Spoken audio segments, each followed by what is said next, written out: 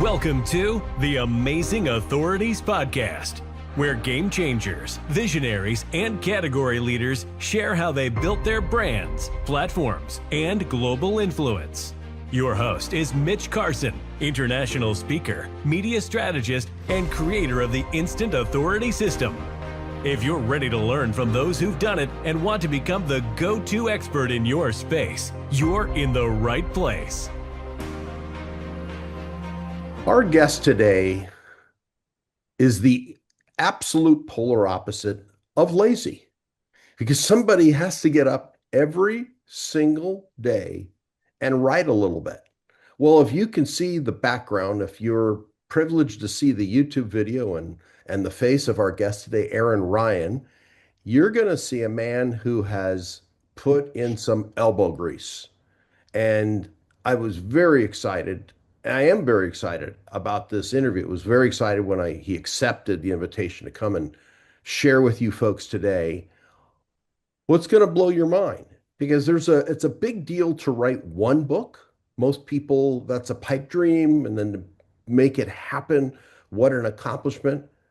But I'm going to let him tell you how many books. You can get an idea of his background there. He could paper his walls with all these book covers. Aaron, welcome to the show. Truly welcome. Yeah, thank you for having me. It's good to be here. I appreciate it. All right, let's just talk some numbers for a second. I know you've got a varied background, and we'll dive into that in a little bit, but how many books have you written in the nonfiction category and then the fiction? Oh my gosh. Well, far less nonfiction. There's at least 6 as a voiceover artist, coach, and inspirer. And then there's a book on poetry. There's a book on being an entrepreneur. I'd say there's probably about 12 is a rough guess. All of the rest of them are fiction, and I just lost count. I always forget the count, but I think I'm working on book number 45.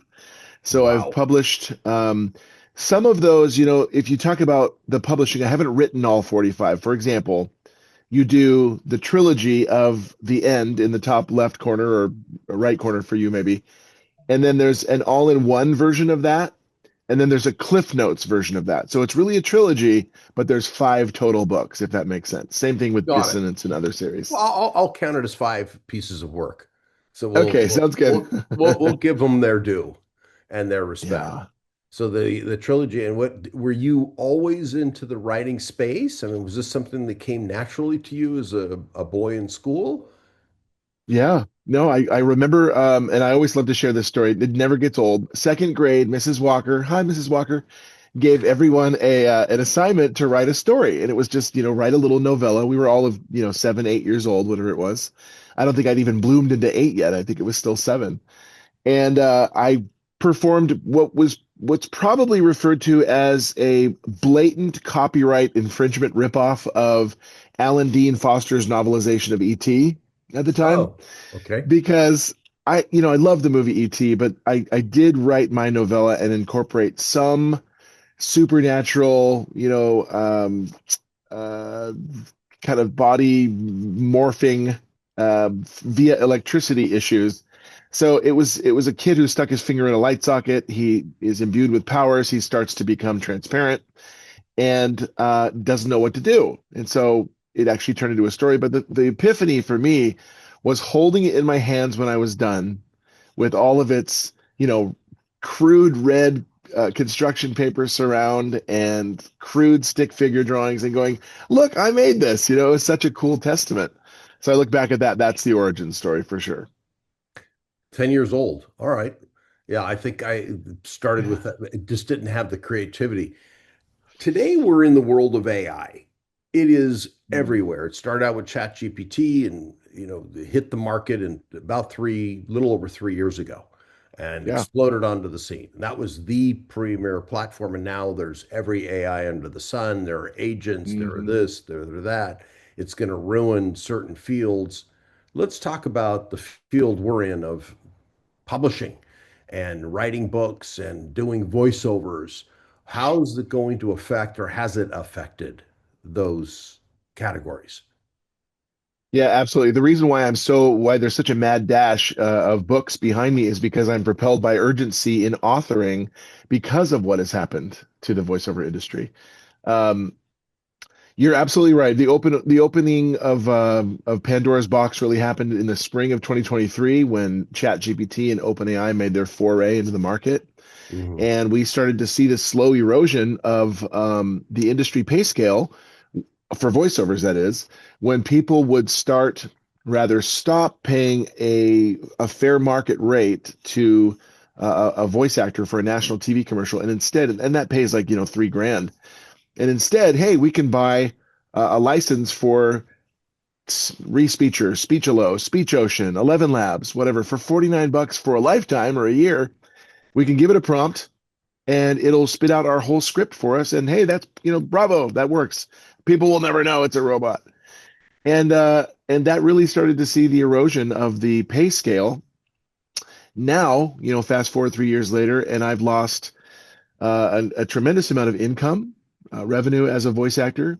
I've lost really cherished, long-standing relationships with beloved producer colleagues that I would get to work with all the time. And now either they've been replaced or they've been told to use synthetic voices instead of real human voices. So those are gone. And it's like, eh. So definitely it's affected our income and our livelihood as a voice actor. Authoring, you're seeing all kinds of the dilution of quality offerings in the marketplace with the slop that's being put out. You're seeing authors pitted against each other, those who support AI and those who don't. Do you use it as a tool? Do you use it to write your novels? It's a quandary that a lot of people are, it's an incendiary topic and people are talking about it.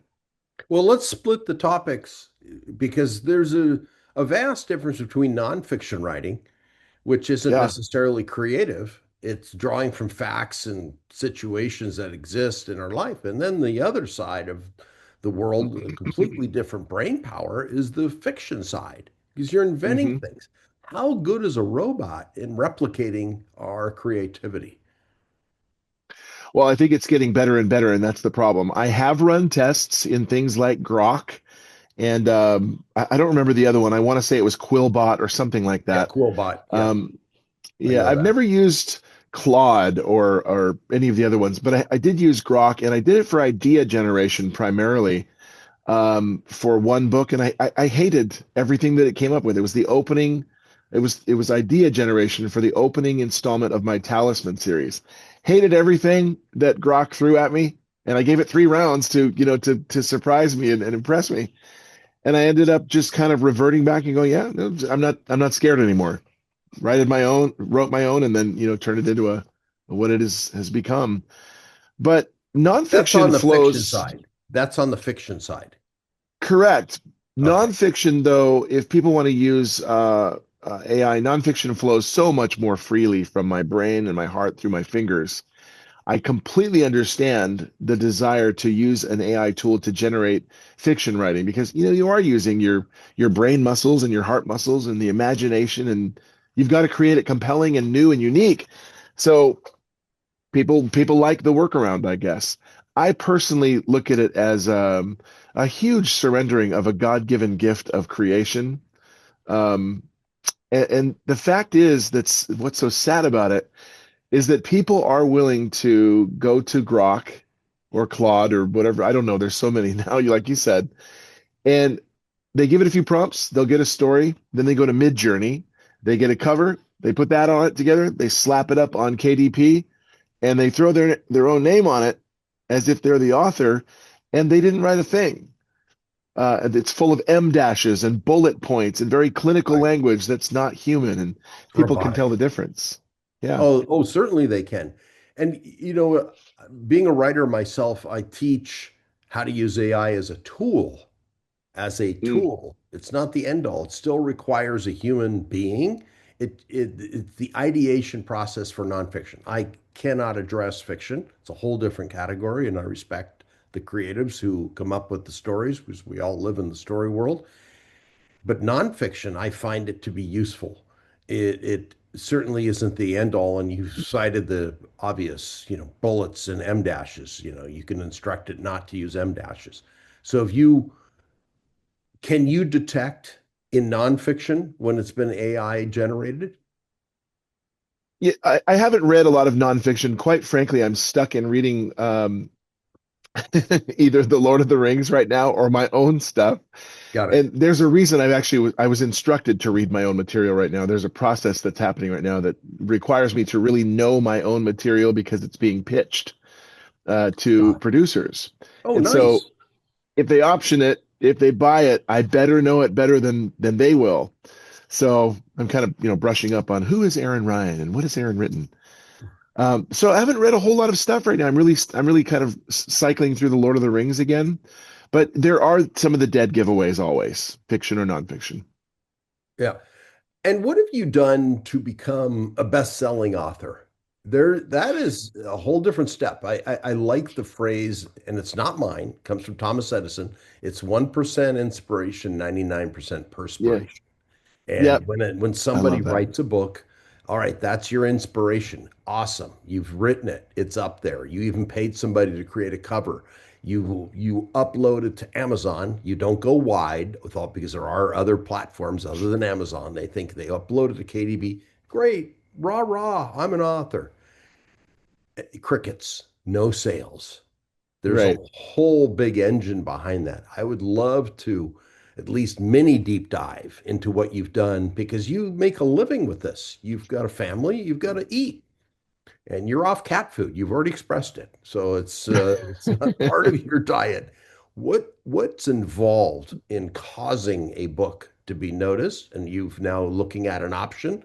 That's a different level than someone that just says, "Hey, I did this when I was 10 in school, and I'm going to do it again. Upload it to Right. Amazon now." Okay. You probably want to reformat that a little bit. Yeah, and by the way, just as an update, we have graduated from cat food to top ramen and saltine crackers. So Okay, it's like good. Just wanted to make living sure. large. Thank you for the Yeah, we're clarity. living large right now. Beef top ramen though, not the shrimp. That's Yeah, just that's a little too little luxurious for nasty, us. little nasty. Yeah.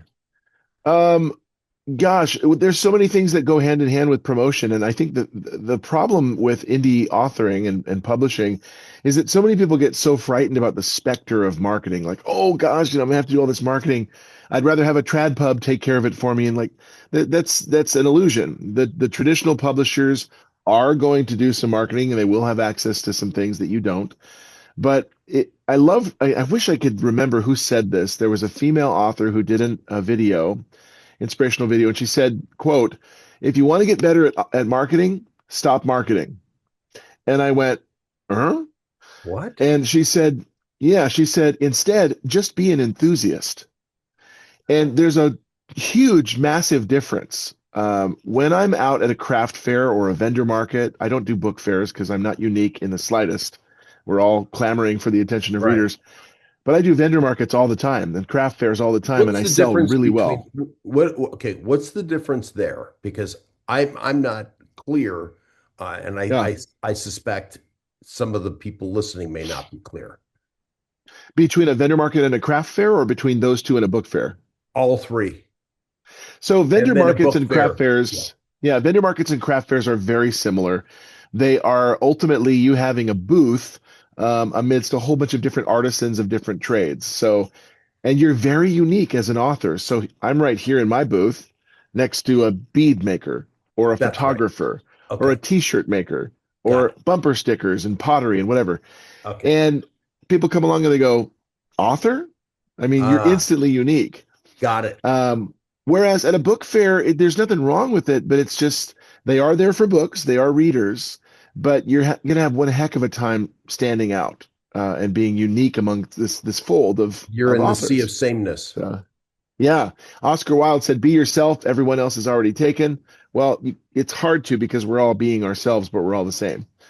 So I do the vendor markets and the craft fairs all the time, and I sell really well there, and I love it. And one of the things that is so helpful about it is just getting out there and meeting readers, having the book right there that they can see and touch and flip through and see the synopses. And you get to tell them enthusiastically, not marketing wise, but enthusiastically why you love this story so much. And people love to buy, they hate to be sold. They don't want their arm twisted, you should really buy this book.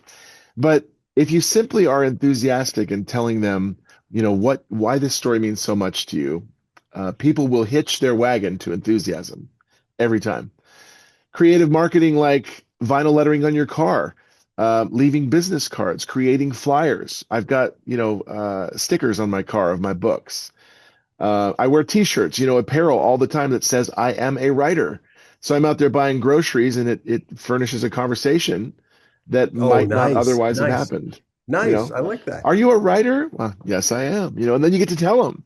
Okay. So, man, and there's so many things you can do online and offline, press releases, radio stations, appearances and in bookstores and signings.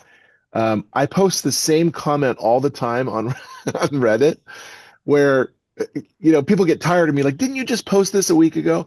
And it's the same thing. It's just a big list of creative ways that you can market online and offline. And the people who frequent those same groups and see me post that same thing, they're like, oh, here's Aaron Ryan again, posting his list. But it does work. It's just thinking outside the box. Well, give a few tips that you consistently say that work for you. You did, I mean, that was great between standing out where there's an exposure of people is what the real lesson is, versus being one of many, and then you get lost in the sea of sameness at a book Right. fair. But the book signings at a bookstore, that seems like an old tried and true method. Has that worked well for you? I mean, do you still go to a Barnes and Noble? Is it Barnes and Noble? Barnes and Noble is nice because it's Barnes and Noble, and you get a little bit more bragging rights, I think. Like I'm in Barnes and Noble, but the truth is that they're buying those books at cost, so you're not making your maximum profit that you would out at a vendor market. And they would, they can sell those back to Ingram Spark or to Barnes and Noble Press if you don't sell them. Mm. So it's nice because they do make a nice overhead announcement, and you're in the section right there where people are deliberately And browsing for photography is books. good. So the bragging rights, as you mentioned, there is a Oh little yeah. credibility. Yeah. Yeah, it's great. I'm sitting here in Barnes and Noble, it's great. Yeah. Um, the things I mentioned, like vinyl lettering on your car or branded apparel, things like that, organic posts on social media, ads on TikTok and Instagram and Facebook, but especially Amazon because that's where people are there to shop. I hold book parties at like pizza restaurants. It's not a book joint, it's not a library, but these are your friends and family, and they're inviting their friends, and you're celebrating book launches, and people do buy them there. Vinyl lettering on my back window, like it says, support a local best-selling author, and there's the website, and there's QR codes on my vehicle for hopefully I'm driving safely on the highway. Um, How does but your wife like that? eh, well, I put it on her car as well. Okay. So with her permission, she didn't like wake up and go, "What's this?" I Yeah. did ask, but it's kind to ask. Uh, Smart to ask. yeah, you don't want to ask for permission when it's a car and it's hers and not forgiveness. So yeah, there's the typical stuff that you can do that is tried and true, like running promotions through Crave Books and Written Word Media and Book Barbarian and the Fussy Librarian and all those things. They do help and they will shoot your book up the charts.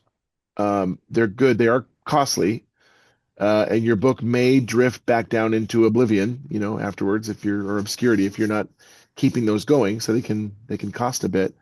But one of the best things I've found is just simply writing more books. The more expansive library that you have, the more people will go, I liked this one. I'm going to check out another one by this guy. Right. And then Right. they start telling their friends, and then you have, lo and behold, three rows of very different books all behind you in a Zoom chat.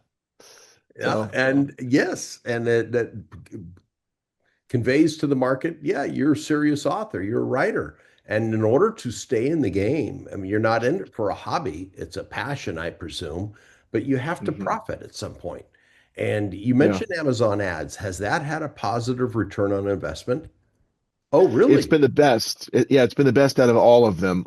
It's a tall ask to get someone to bounce from Facebook or Instagram or TikTok rather, to your Amazon listing, because they're there to be social. They're there to browse reels. So it does work. It can work, but people are already on Amazon to buy. They're already Right. there to buy. And particularly if they're looking for books, then those book centric ads are going to pop up and they're going to, it's going to appeal to them and hit them in the feels when they're looking for those feels. So it's, I write, the ads that I have running are fairly select, unique genres. So alien invasion is one genre.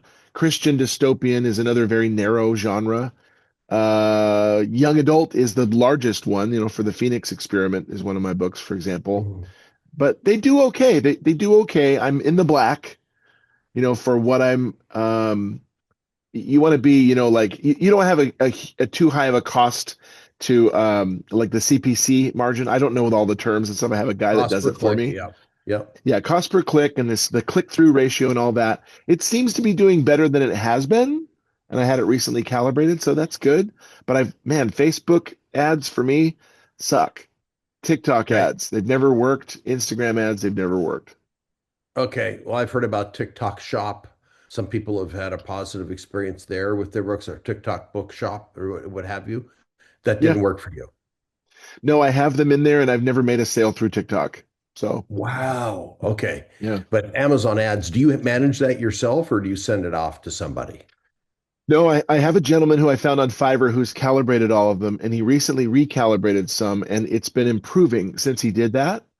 So I let those guys are better at that with all the keyword marketing and Mhm. the enticing ads and stuff. So I know what I know, and I frankly just want to write. Hmm. So let those guys do what they're good at, and they do. Well, that's a key point. Delegate what you're not good at or passionate about. And that's what Yeah, matters. I mean, do you create your own covers or do you have a cover artist? I do, but only because I've had extensive graphic design experience, and There you go. it's really subjective though. I love my covers. I'm grateful for the covers that I've created. But for example, behind me here is the third one from the left. There is Dissonance Volume 1 Reality, the green one, Hmm. and I just recently revised that based on feedback that I got from pickfu.com, which is a cover review site, Uh-huh. and then I got feedback through NetGalley. And so I'm like, okay, well, you got to be willing to roll with the punches and try new things. So I changed it. And it's still like these people go, your covers are so beautiful and they're so nice and look at them. And then another person goes, I can't tell what it is. So you're never going to meet everyone 100%, nor should you try. Just try to do the very best that you can. It's very subjective. I see Lord of the Rings over your shoulder. Yeah, examining the Lord of the Rings. So Okay. I am not J.R.R. Tolkien. I do have a ring on my neck, but it is not the one. You can see I'm still here. Still Right. here. See, still here. I got it. Yeah. Yeah, it's literary criticism, that book. And it's me explaining why I believe Lord of the Rings is the quintessential work of fantasy fiction. Huge fan. Oh, it's fantastic. Yeah. Fantastic. Loved it. And what are your you were also a voiceover artist, and that Yeah. has changed with AI. Where do you see the market going? I mean, there's been massive changes over the last 3 years Yeah. in our industry. But what do you think is going to happen over the next year? You've got some crystal ball because the past can help us with the future. hmm I'm nervous. I mean, and I've been nervous for a while, but the voices that um oh my gosh. There's like a little bit of an Illuminati at the top of the voiceover circle, and I withdrew from a very toxic online VO community, voiceover community in 2023, who always reassured everyone that, AI isn't going to matter. It's going to blow over. Well, it turned out to not be the case, of course. And, at the time, voiceover artists were really threatened by things like the things I mentioned earlier, Speechelo and Speech Ocean and 11 Labs and all that. They're getting better and better is the problem. So with each day, week, month that passes, those voices are getting better and harder to delineate between a natural human voice. But now we have the problem of it's not just an audio attack or an audio onslaught that we're facing, it's video as well. Dance is creating videos that are so believable with a rooftop fight between Tom Cruise and Brad Pitt that neither of them participated in. That's not them. It's entirely created in a computer, but 1000% believable. And if you can do that with video and render video, which is so much harder and so much more resource intensive, audio is just so much easier to do. So we did have a problem that was a precedent in the voiceover industry in 2022. There was a gal who did a project for the Chinese Institute of Acoustics. Without her consent, they sold those recordings to TikTok. People heard Bev's voice on TikTok saying, lascivious things and off-color things. Like, Bev, is this you? Like, I didn't know you did this kind of work. And she's like, I didn't. And she found out the hard way. She sued them and sued TikTok and settled out of court. That's a precedent, and that's great. But we're still in a wild, wild west of unregulated AI stuff. And we need the legislation to catch up with this infringement that's happening all over the place.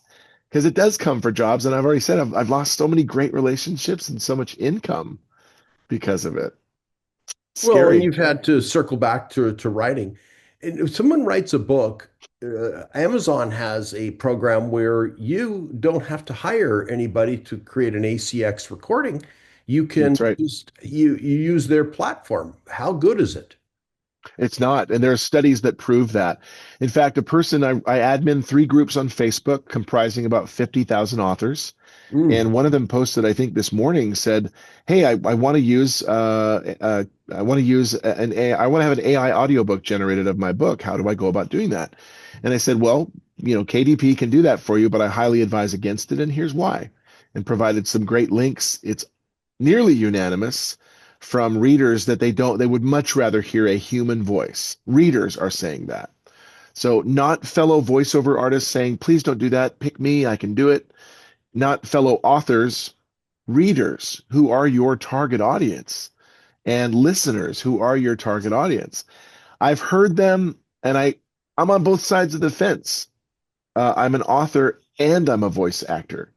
So I understand it from both perspectives, and I urge everyone, have it done. Have a voice actor do it for a royalty share basis, not a per finished hour cost, but a royalty share. There are people who still do that, and they get paid if your book sells. That way, you're not resorting to AI. You're mhm. enabling you're furthering human work, and it's like you're going to reach your readers that way. Where do people find that? Because that's a good resource or a good tactic. Is it through one of your sites, your Facebook groups, that they could Well, find sure, somebody but willing to do that on a royalty basis? you can publish your book and then go right on acx.com and put it out for open casting. That's how you would do it. Okay, So good. you upload your book. It's 2 choices are offered you when you upload a book on ACX, or rather claim your book that's already been published on ACX. And you either say, I'm going to produce these independently. I forget what their verbiage is exactly, but one choice is I'm going to produce this independently and upload my own files. And another one is I want to open this up for casting.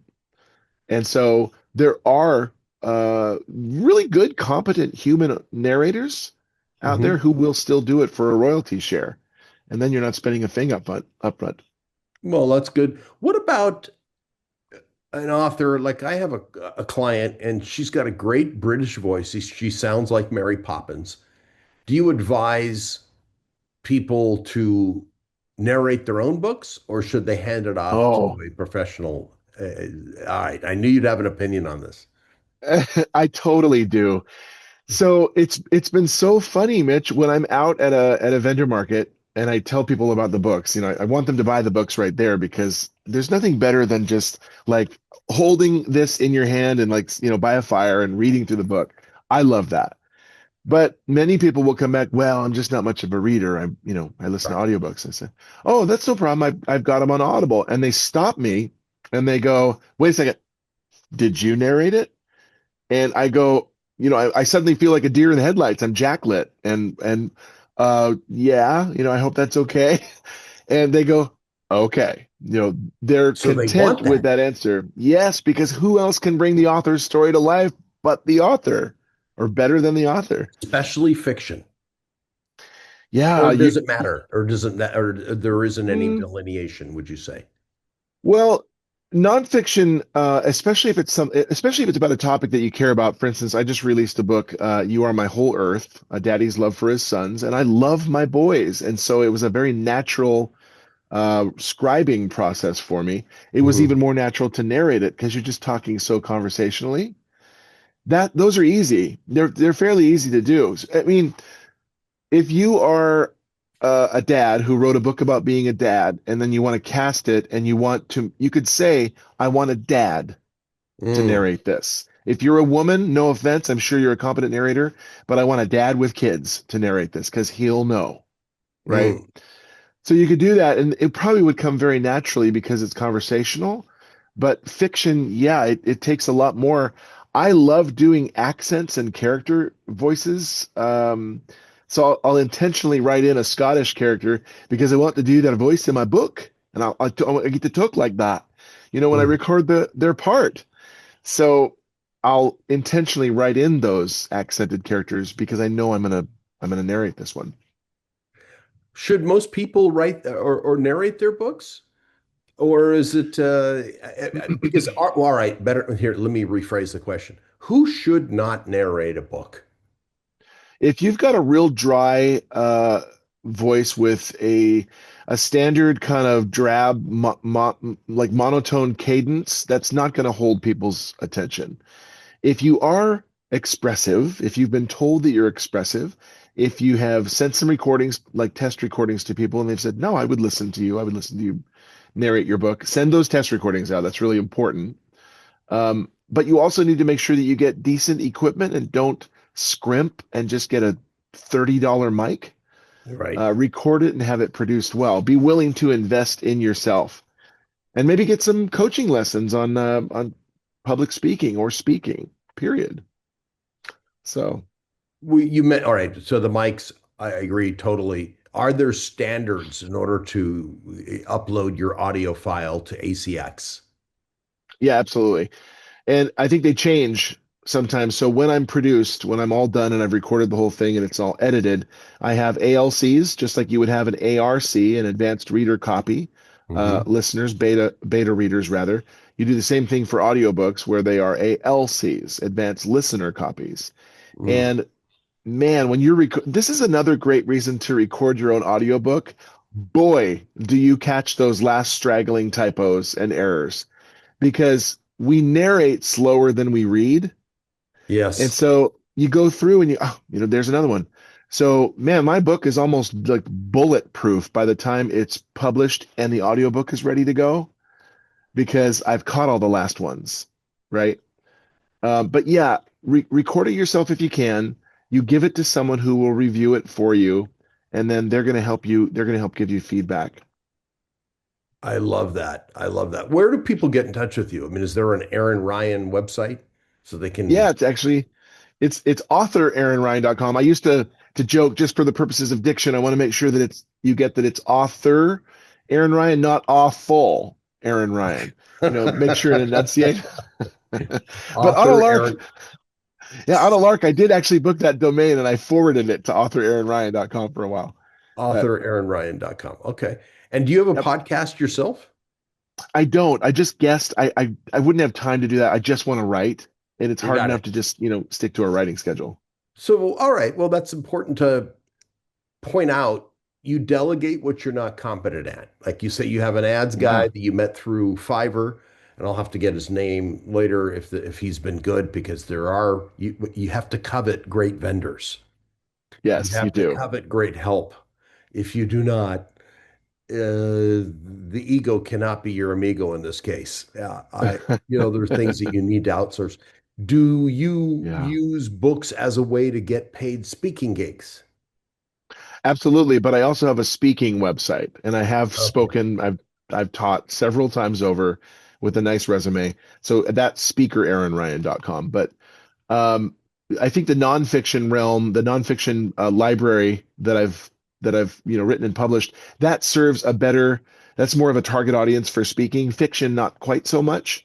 So I've got a different library, but it's a little bit more reduced than my fictional library. That sounds weird. I do Got have an actual library that is not fictional.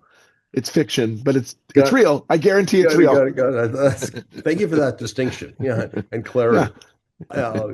Aaron, you've been an outstanding guest. Man, you've dropped so many bombs. I can't wait to read the transcript and use the highlights. But some of them to sum up of you're involved in groups. And is there a Facebook group where people can follow you? Yeah, well, my own is authoraaronryangroup.com. Okay. And so it's not just for, fans or readers or anything like that. It's also for people who are fellow authors, aspiring or established. I put tips and tricks and observations and insights in there. I'll also share about the books I've had adapted for the screen and their process being pitched or film festival wins and awards. And I'll share all that stuff. So that's my own group, but I'm also the admin of Authors and Writers, all caps only, Authors and Writers only on Facebook. I think it's about 30,000 authors. I'm going to join it for sure. Yeah, it's a great group. We very diligently weeded out the scammers and spammers.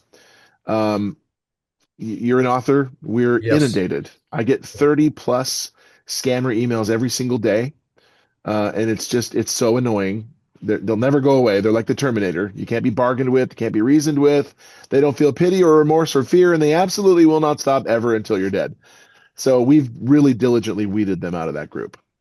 That's great. Well, thank you so much for your time today, author Aaron Ryan. Pleasure. Ladies and gentlemen, I enjoyed this as expected, and he did not disappoint.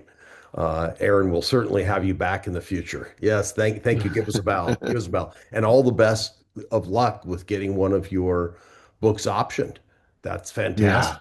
That's fantastic. Every author's dream. Yeah. Thank you. Thanks so much, bud. Thank you too. Appreciate it.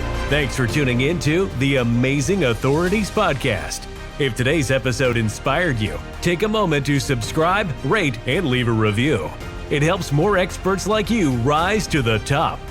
For behind-the-scenes access and free resources to boost your authority, head to mitchcarson.com. Until next time, stay amazing.